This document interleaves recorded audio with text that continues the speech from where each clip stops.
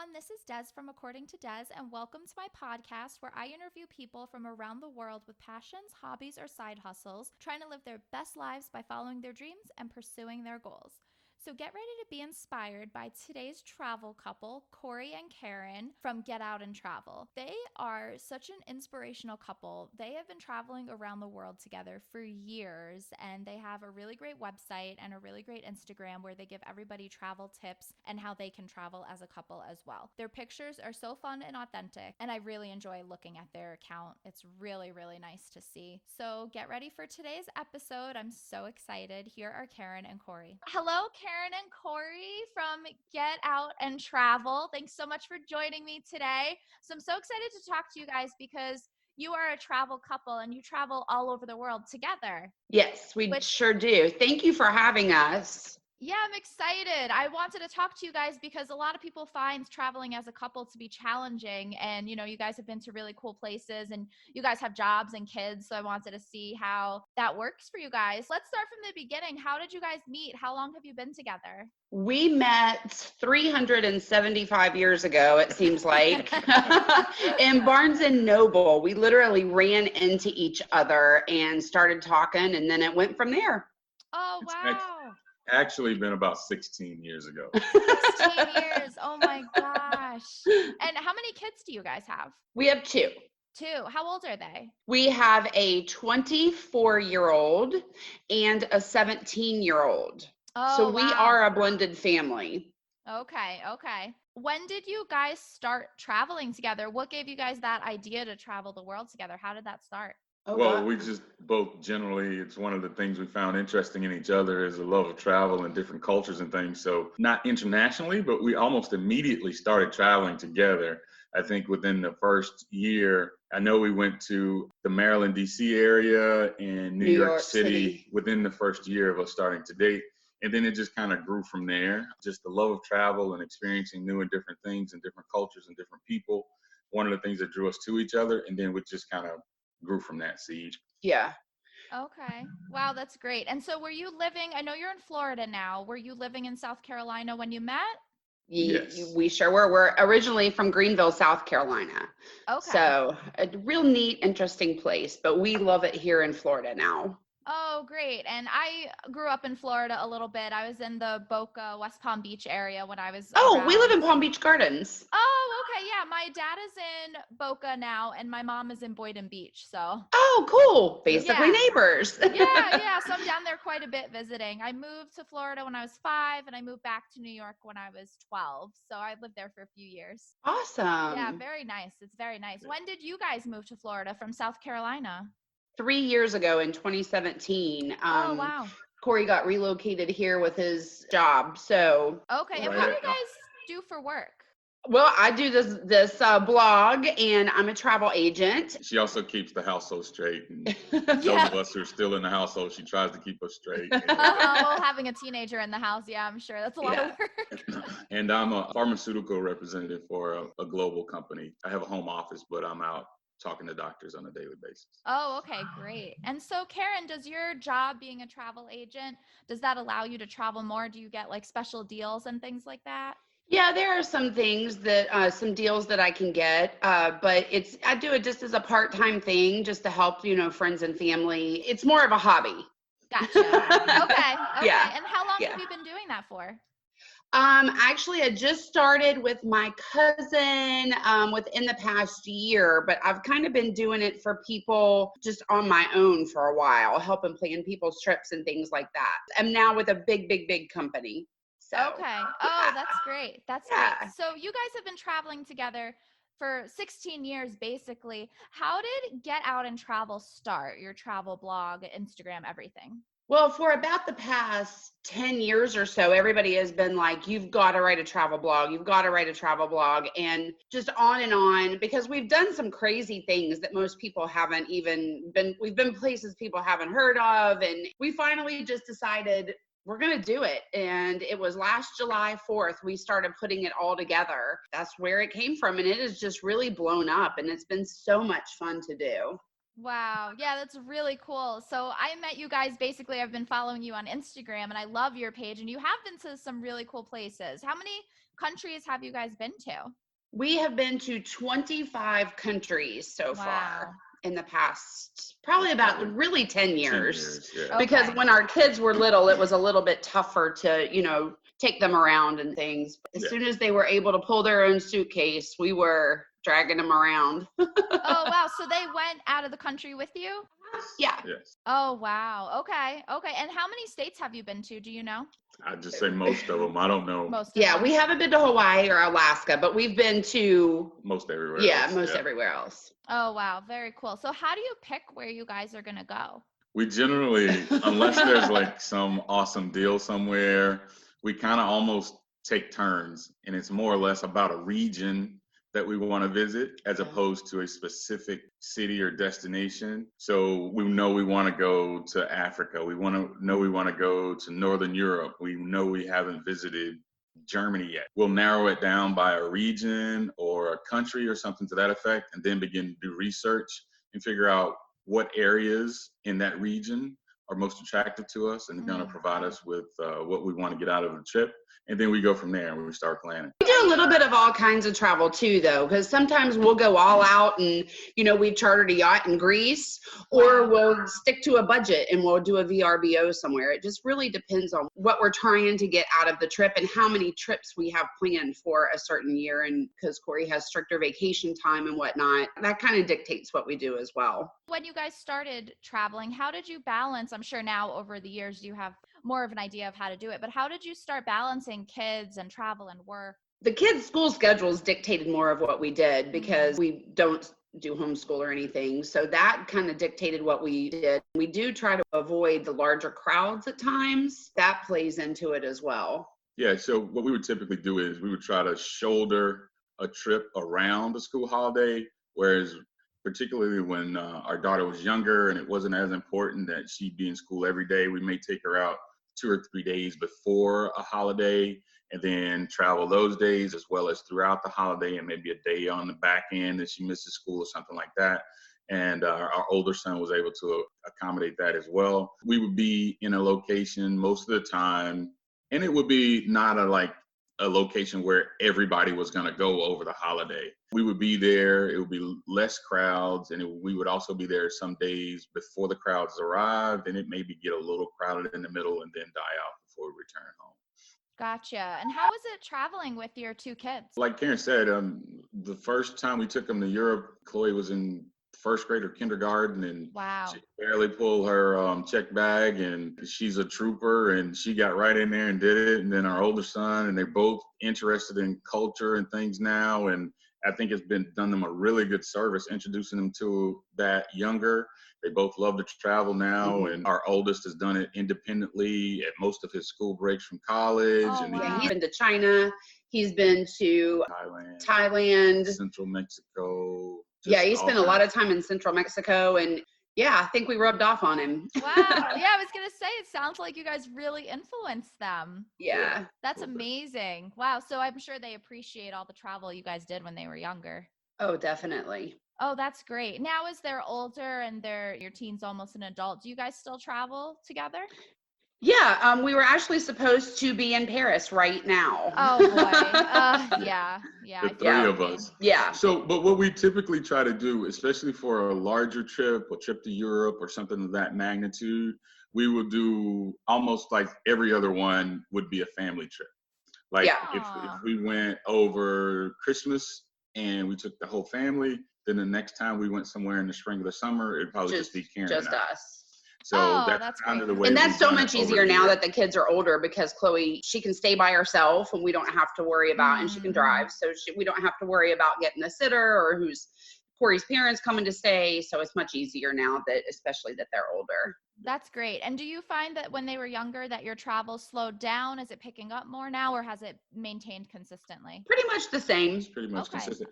But I do anticipate it increasing once Chloe goes to college a little bit. We'll have a little more free time. And there's this website, I don't know if you've heard of it. It's called Scotch Cheap Flights. So everybody listening, write that down. Scotch Cheap Flights. Oh, great. It's a subscription, so we pay to join it every year. I think it's like $50 or something like that. they have these incredible deals. Like we were supposed to be in Paris right now. I think I got those upgraded flights. We upgraded our seats for $500 a ticket. And then Chloe was in regular economy or whatever. And her ticket was like $300. Oh, so wow. I think Scotch Cheap Flights is really going to dictate a lot of our fun travel, just an extra trip here or there, just because the deals are so fantastic. Wow, that's amazing. So what other tips do you have for people that aspire to travel and they have kids and jobs? Well, one of the things is flexibility. That's kind of ironic when you say people have kids and jobs, but if you have the mental flexibility and you find it important to travel and experience new things, then you can figure out ways to do it. We've always done, like, if the holidays are approaching, we don't have anything concrete planned to go do with family or friends or anything. If we see a deal on a last minute all-inclusive vacation or a last minute cruise or whatever. Especially being in Florida, we can do the last minute cruises really easy. That's We true. did them even when we were in South Carolina. Yeah, that's true. If we can pack up the car and get there within a couple days and take off, then that's what we'll do. And we just have that experience, just knowing that we're going to get so much out of it that it's worth our ability to go and do that last minute. Yeah. And with a last minute trip too, you have to be really open-minded and know that you're going to have a hiccup. Something's going to go wrong. And you just have to know that going into it, that you're still in an amazing location and you're still seeing something incredible. You just have to roll with it.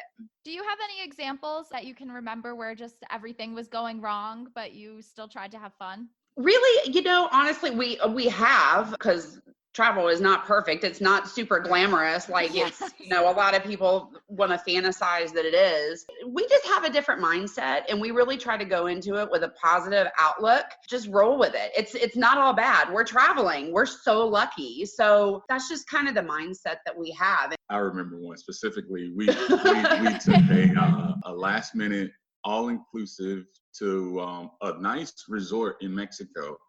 Tobias was in college, I think, early on, and he was traveling with friends. Karen and Chloe and I went and took this trip to this Mexican all-inclusive, and we were going to be there for approximately a week. About the first or second night, we got a bug, and it was not pleasant. That could have ruined our whole trip, but it was just like, and it kind of went, it wasn't a simultaneous thing. It went from one person to the other person to the other person. But we in and took care of each other and like, oh, we're still here in this amazing resort and maybe we don't feel good today. We went for a bike ride in town and the chain came off Chloe's bike. And every day it was one thing after the other, but we never really looked at it like that. No. We never let it get us down because, hey, we're in Mexico and it's beautiful. And we're having fun. And and it's all inclusive and there were a lot of drinks. So, wow. Well, that's amazing. I guess there's no better place to be sick than at a nice resort, huh? I know, yeah. I love your guys' mindset because something like that could really just ruin a person's trip, but you guys are so positive and easygoing. Wow. You gotta be. Yeah.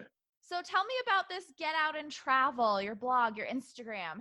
Oh, it's awesome. The funny part about it is we haven't even put in a quarter of the content that we have. Sometimes it can get so overwhelming when you make an Instagram post and you have 200 people comment on it and you're trying to respond and everything. So I feel like that since we've grown to so many followers, it's slowed me down quite a bit from posting, but oh my gosh, it's so much fun. And we have so many places to still write about and entries to do on the blog. And And there are times we kind of divide and conquer when we started out. So Karen had Instagram she focused on, as well as Facebook in the beginning. And I was going to do the Twitter updates as well as the typing of content into the blog.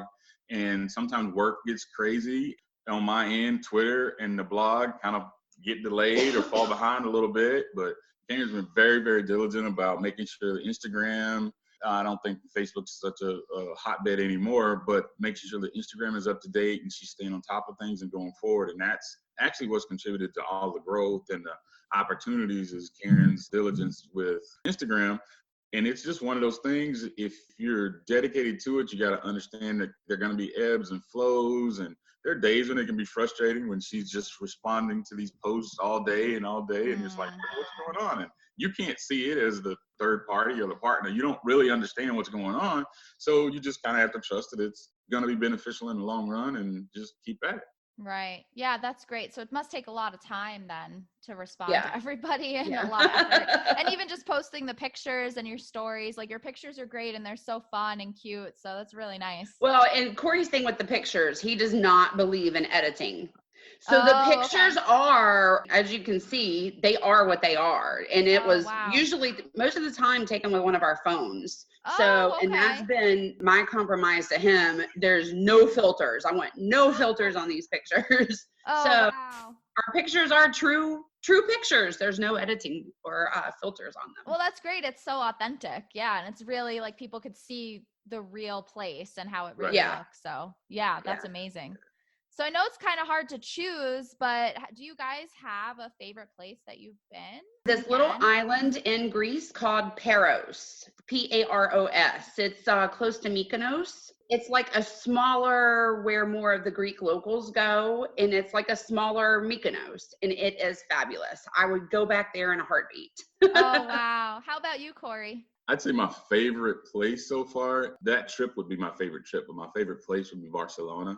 I would say that that's been my favorite place, and that would be the one that I would want to go back to most frequently and spend the most time in, just because of everything, the architecture, the food, the people, the things to see and do. What I would say I was most surprised by is Paris. I don't know, I had a mental block or a prejudgment. I just felt like it was going to be a French version of New York City or something. Felt like it was something we needed to see and do, but I was a little averse that I wasn't going to really like it. But I actually really, really loved it. And like Karen said, we were planning to be there right now, except for the Flight cancellation. COVID-19 and everything that's going on around the world. And that's much more important. We felt like it was so important, and it impressed me so much. We wanted to take Chloe there, and so she could see it for her first time, and we were excited to see what her responses were going to be. And we'll get there with her at some point in time. And our eldest has been there on a trip on his own with his friends. So he's almost traveled to as many countries as we have. Yeah. Wow.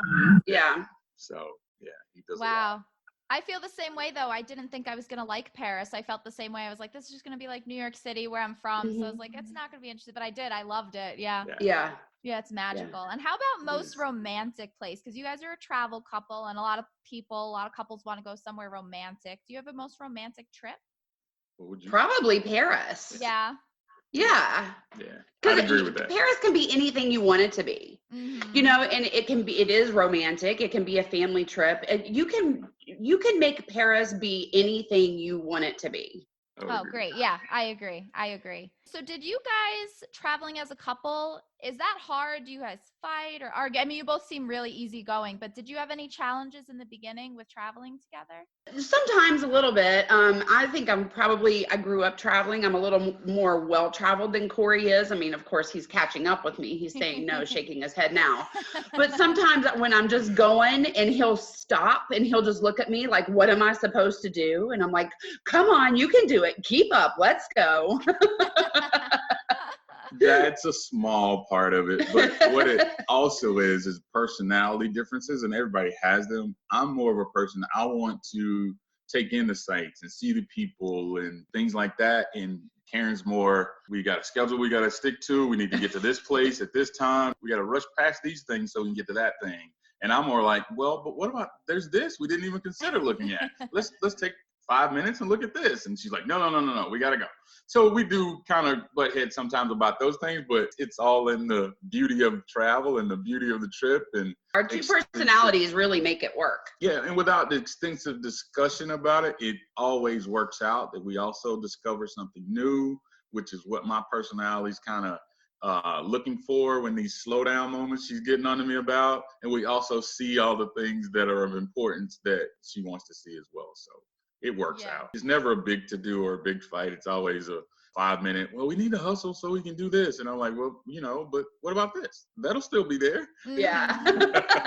Yeah, it's very similar with me and my boyfriend. He's like, oh, let's go to this cafe to eat. I'm like, it's not on the schedule.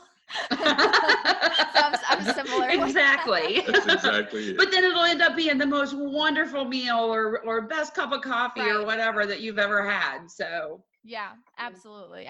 So it's a good balance. It sounds like you two really balance each other out, which is nice. Yeah, we absolutely do. Yeah. So how does traveling affect your relationship? Do you feel like it strengthened it or improved it in any way?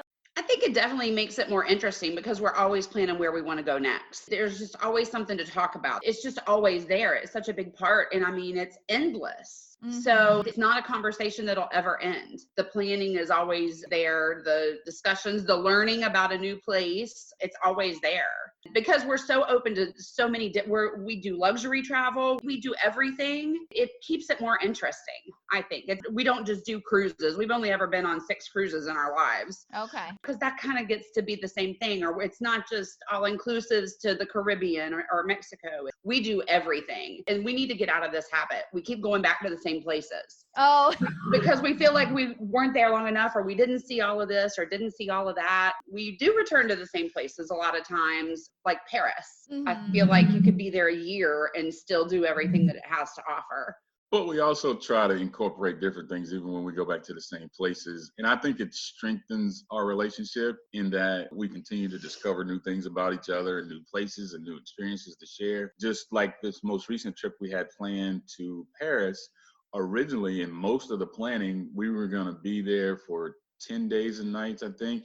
And for part of the time, we were looking at or exploring a couple side trips, either to the south of France, to the Provence area, or into Brussels, to Bruges and Belgium and in places like that. So we're constantly looking to see what else we can do. Does it make sense? Does it make sense to take a half a day to take the train to get there? Is that going to be worth it? And then just bouncing ideas off of each other. So I think that contributes to us continuing to enhance our relationship and value each other's opinions, because you have to take all kind of factors into place when you're thinking about Because we do have different interests in these cities. Yeah. There's just so much to see and so much to do. yeah, so much. So you guys are going to be busy for a very long time.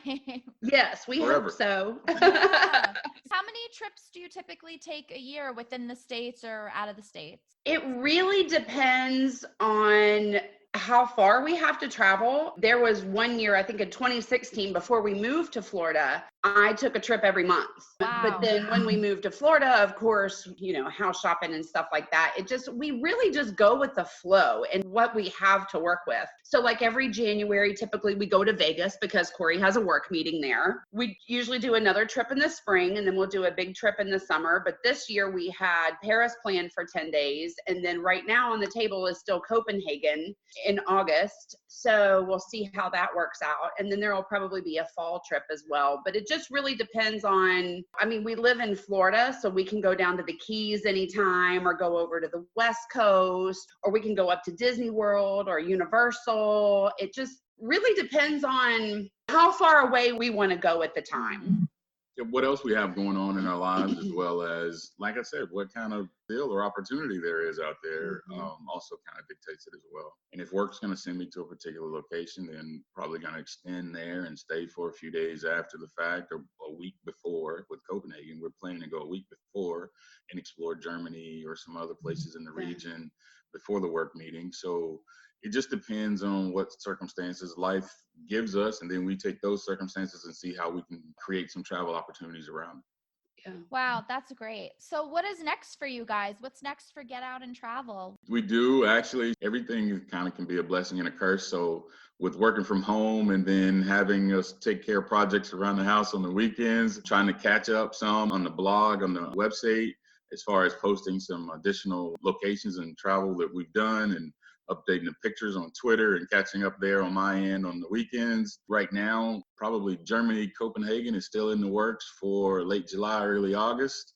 We'll see how things go with that. And if that, for whatever reason, gets canceled or pushed back, then we'll start looking at what we can do in the fall or early winter. Well, for me, my goal with the blog is because we've just been writing about places that we've been. We haven't even started writing about tips and recommendations. And so I just want to take the blog in a new direction and just make it more user friendly, instead of just writing about the places we've been. But, we have to start somewhere. So we wanted to get a lot of our locations in that we've traveled to, but I need to make it more of a site where people can go to get advice and have their questions answered about travel. And we have an Amazon page that I want to start linking into, where we got our recommendations on things to buy and stock up for travel and things like that. So just really make it more all encompassing and more about being useful to someone looking to do a trip. Yeah, that's great. And how do you market your blog? It's mainly been through Instagram. Wow, well, that's amazing. I could talk about travel all day long. I mean, it's our passion. It's what we do. It's my biggest hobby. I could go on for days and days talking about it, planning a trip, where you want to go, where do you want to see, and it's just what we love to do. Yeah, well, that's amazing. Well, I just love looking at your guys' Instagram and everything, and it's so fun. Just you guys taking everyone along on your trips and your beautiful pictures. So it's really, really cool that you guys are just living this exciting, fulfilling life together. It's Aw, really thank you just, Thank so you. much. just goals, you know? Thank Thank you. you. Yeah, amazing. Well, thank you guys so much for joining me today. It was so great talking to you. So great talking with you too. Thank you so much, Karen and Corey, for joining me today. What a great interview. They are just couple goals, aren't they? These two people have been traveling the world together for like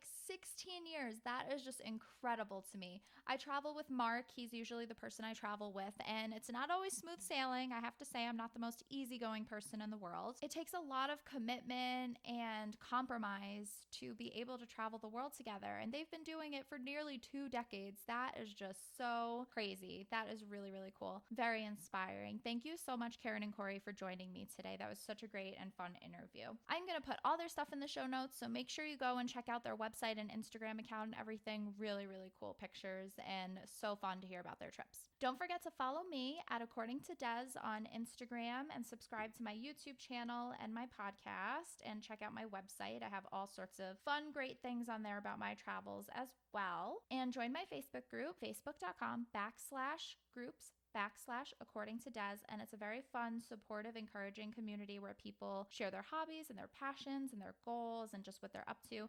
So much fun. So I would definitely like to see you there.